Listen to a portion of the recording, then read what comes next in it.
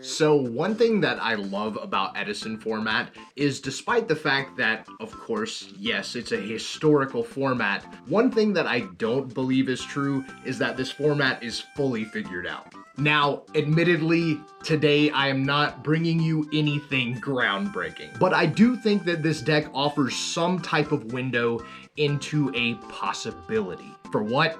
I literally couldn't tell you. But today, we are bringing you Stardust Dragon Assault Mode. Now, if you know Assault Mode decks, they do have an innate weakness, and that's going to come up throughout my discussion of the deck build. But I would say, despite what I would comfortably decide is a tier 2 status, the ceiling of this deck is surprisingly just as strong, if not among the strongest of any deck in the format. However, the floor is more like a basement. So, a lot of really good Yu-Gi-Oh players have a general rule when it comes to playing garnets, a term that was coined after this format's time, so if you don't know what I'm talking about, it's on me. But the term garnet is really just supposed to mean a card that is supposed to remain in your deck, in theory. Like I said, top players have a rule: 1 garnet per deck. If you're going to play something that needs to remain in the deck, you don't want to play a lot of cards that are like that in tandem with one another. This deck is a deck that plays about 5 garnets. But nonetheless, when you do resolve your combo, it generally feels impossible to stop. So without any more hesitation, let's go ahead and get on into the main deck. The first card that we were going to talk about is the purpose of the deck, and respectively, also one of those garnets I was talking about. Main deck boss monsters come with a lot of inherent weaknesses, and they have to be superbly powerful in order for them to make a difference in your deck. You may notice, despite its boss monster status, I only play it as a 2-up. And the reason for that is that 1 is too few and 3 is far too many. You want it to be in the deck, and if it can special summon itself from the deck, this card is pretty hard to stop. Establishing this boss monster on the first turn with any kind of support system is basically an OTK. An Assault Mode Activate deck requires that you have a way to search Assault Mode Activate. Luckily, this deck comes equipped with a 1900 beat stick that allows you to discard itself from the hand, much like Gravekeeper's Command It searches Necro Valley. This card searches Assault Mode Activate. We play 3 of this card despite only playing 2 Assault Mode Activates. A little bit of a spoiler alert, I know. But the reason that we play this card at 3 instead of Assault Mode Activate at 3 is that it comes equipped with a 1900 body. So on occasions where you draw multiples of this card, you can use 1 to search Assault Mode Activate, and then 1 as a 1900 beat stick. The rest of the monsters in this deck facilitate summoning Stardust Dragon. After all, it is the condition of the deck that allows you to get out your boss monster. A classic engine for being able to summon level 8 monsters is the Malicious Plague Spreader engine. Now, we do play different copies of Malicious. We have the Ultra Rare here and the Secret, and there is a good reason for that. You see, we use the different rarities to distinguish which copy of Malicious is finding its way to our hand the most. And then, of course, we appropriately punish it at the end of the day. I still use the Ultra for that. I'm not spitting on a secret. Jokes aside though, Malicious and Plague are a pretty classic level 8 package to the Edison format. Since Plague Spreader Zombie is limited to 1 in the format, you have to look at the options for other level 2 tuners. I think the undeniable second place level 2 tuner of the format is Deep Sea Diva, of course accompanied by the Spined Gilman. Having that level 3 non-tuner option also does come in clutch sometimes, so despite him being yet another garnet, we do play the Spined Gilman.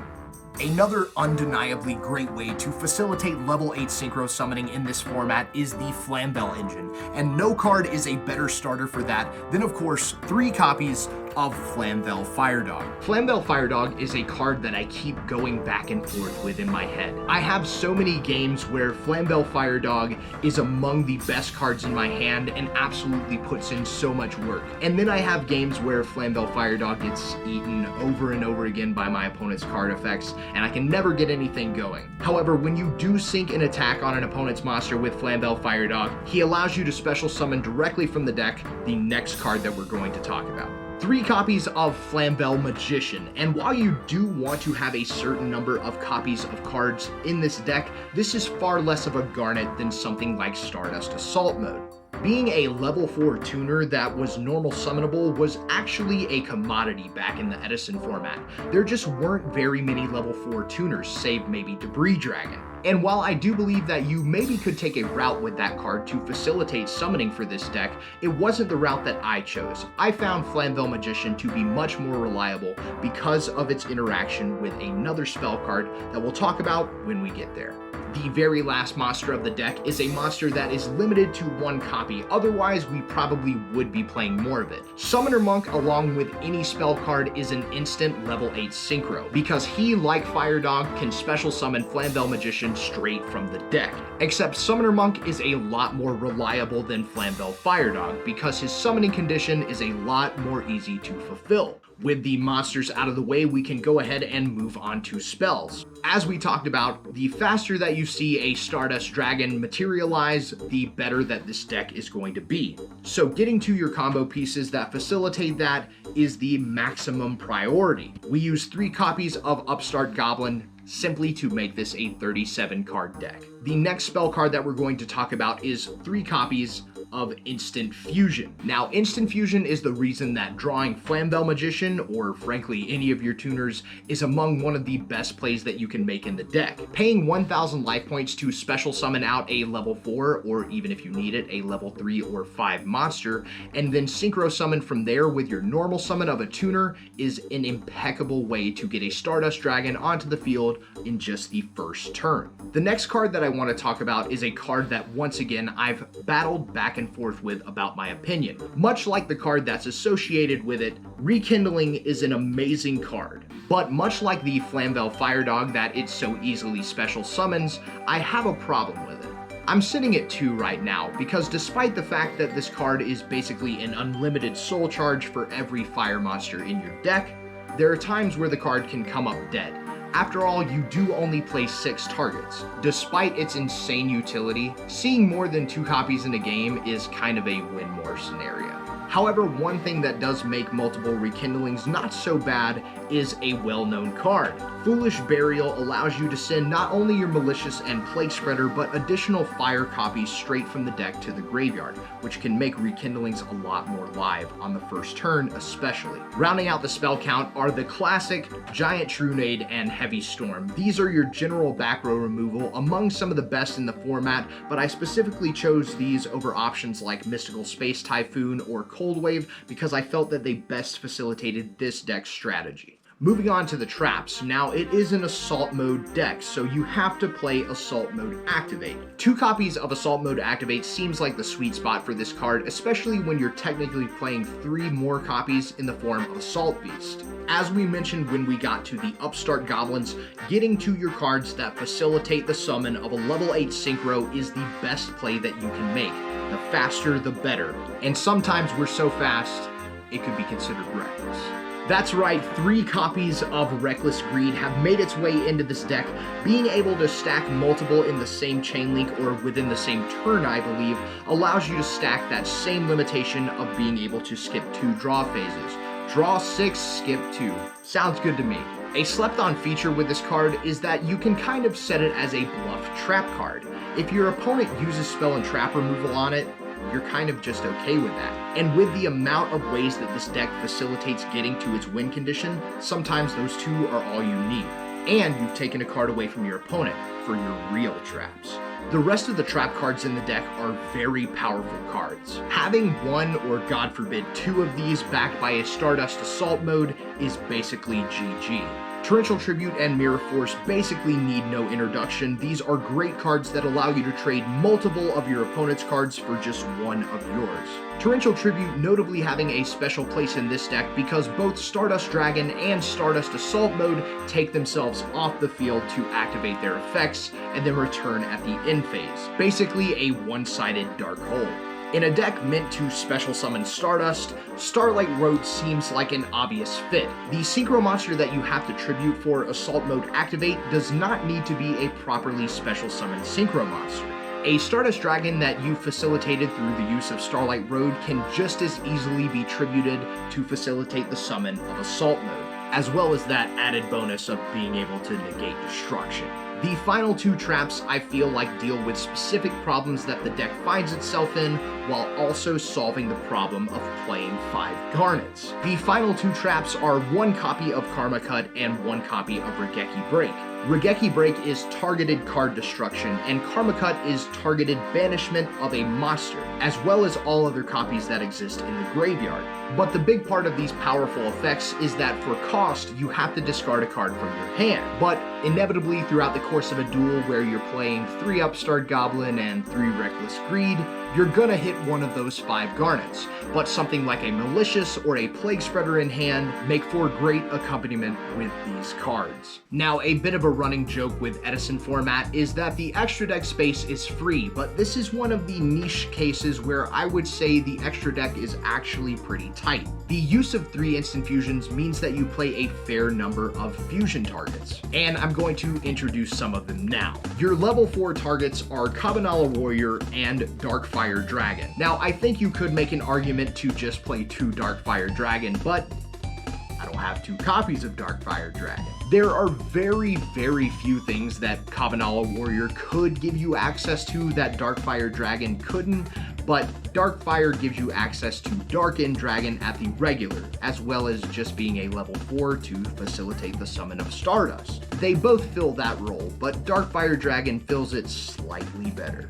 Your level 3 instant fusion target doesn't really matter. This probably should be Fusionist, but for the most part, this card facilitates its best use because it has 3 stars. The final target for instant fusion actually has a lot more utility in the deck, and it is Musician King, a classic card, but notably a level 5 light spellcaster, and some of those things actually matter. So 4 of our 15 deck spaces are dedicated to fusion monsters, meaning that the final 11 spaces are going to be synchros. Now, because of the tuner variety of this deck, you really can go a lot of different directions. Stardust is an obvious play that you're going to be making about 80% of the time, but the other synchro monsters absolutely have their place and do come up pretty often. For your level 5s, you're going to play 1 copy of Magical Android and 1 copy of Ally of Justice Catastor. In a lot of matchups, Ally of Justice Catastor is the immediate go-to, especially Light Sworn. Magical Android does have niche scenarios where it comes up and is actually the best level 5 to play at that time. Deep Sea Diva allows you basically instant access into these cards. They seem like a no-brainer. For your level 6s, you have 2 very powerful and very necessary synchros, completely iconic Goyo Guardian and Bryanak Dragon of the Ice Barrier. These 2 have stood the test of time and are basically the level 6s to play in the format, and since this deck can make them, we do make them. Your instant fusion targets give you unique access to level 7s, but because the space is so limited, we only play 2 of them. The number 1 and obvious inclusion is Black Rose Dragon, the field nuke of Edison format from the extra deck. But a less obvious contender for this extra deck is Arcanite Magician. Despite requiring specifically a spellcaster to summon, any of your level 2 tuners and a copy of Instant Fusion make this card for free. And it's basically the spellcaster's great value version of Dark Arm Dragon. Nothing to sleep on. It is a deck about Stardust Dragon, but it might surprise you that despite the fact that we play Starlight Road and 2 copies of Assault Mode, we only play 2 Stardust Dragon and not the 3. I feel like having other level 8 options is probably more important than having the 3rd Stardust. If you're ever in a game where you find yourself needing that 3rd copy of Stardust Dragon, things haven't been going well the whole time. The last 3 cards of the extra deck are the other level 8 synchros that the deck allows you to have basically instant access to. Colossal Fighter for anything that threatens you by battle. This card, even in defense position, is actually a really good out to dragons. Thought Ruler Archfiend definitely has a place here because it allows you to negate specific effects that target psychic monsters, including himself. Dimensional Prison is about one of the only things that can stop your initial Stardust push, and this card simply says no to Dimensional Prison, and also allows you to play the field to suss out what your opponent's back row is safely. The final card is Dark End Dragon, and this card alone is what makes Dark Fire Dragon the better instant fusion target for level 4s. Dark Fire Dragon and Flamvel Magician by themselves can be synchroed straight into Dark End Dragon, which notably sends cards to the graveyard and does not destroy them. Actually a pretty decent out to this deck. Like I said, guys, I will be honest, the deck is a clear tier 2 contender, but it facilitates plays that are overwhelmingly powerful at times. I won't bother going over specific strengths and weaknesses because this deck is really varied and has really strong matchups and really weak matchups, kind of the feature of a tier 2 deck. But it's certainly fun to play, and I wanted to kick around this idea to kind of get things started in the community. I personally don't have the opinion that this format is solved, and there is plenty of space for us to be playing around in. Do you feel like you have any deck ideas from Edison format that are a bit underappreciated? Let me know about them down in the comments section below. I would love to be able to do some deck profiles for some of the decks that never really got the shine that they needed. If you made it this far in the video, guys, thanks for watching. Of course, I do appreciate it. I put quite a bit of work into this video, so I hope you guys enjoy. Until next time, peace out. Your level 3 target for when you need a specific combination of levels is Dragon Knight Warrior. Wickedness. Dragon Knight Wickedness something. Yeah, the Dragoness, the Wickedness. Dragoness, the Wicked Knight. Wickedness, the Dragon, Wicked. Clap the dragon, smack the dragon, torture the dragon, beat the dragon. Do it all to the dragon. Do it all to the dragon.